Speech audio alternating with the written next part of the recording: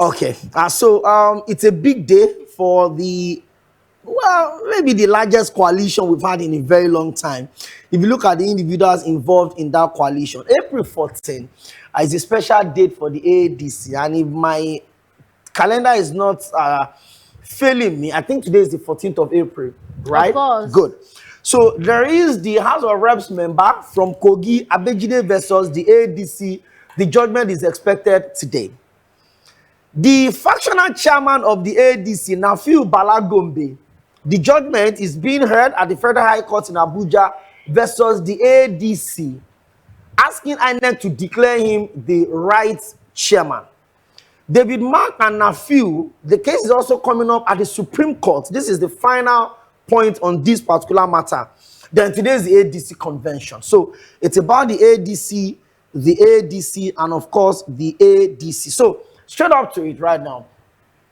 At the ADC National Convention and Legal Complexities, the African Democratic Congress is set for a crucial national convention, a gathering expected to shape the party's leadership structure, redefine its political direction, and position it ahead of the 2027 general elections. However, beyond the political significance, the convention is already drawing attention for the legal questions surrounding the processes, internal governance, and compliance with Nigeria's electoral framework. From disputes over party leadership to concerns about constitutional procedure and regulatory oversight by the Independent National Electoral Commission, INEC, the unfolding situation highlights the often complex intersection between politics and the law. As the stakeholders weigh in, the conversation now shifts to what these legal intricacies mean for the legitimacy of the convention and the broader implication for party politics in Nigeria. Okay. In the past few months, the ADC seems to have been on our faces. However, I think we have a report before we come back and get into it. It gets more interesting as members of the ADC in the House of Representatives are called for the removal and the persecution of the chairman of the Independent National Electoral Commission, Professor Josh Amopito, over allegations of bias and compromised neutrality. I beg your pardon. We have a report to that effect from our correspondent, Comfort Olayinka. And when we come back, we look into the issue of the ADC, how significant today will be for them. Stay with us on MITV Breakfast Express. We'll be right back. The ADC caucus made the demand at its inaugural meeting on April 12, accusing the INEC chairman of actions and statements they described as partisan and inconsistent with the expectations of his office.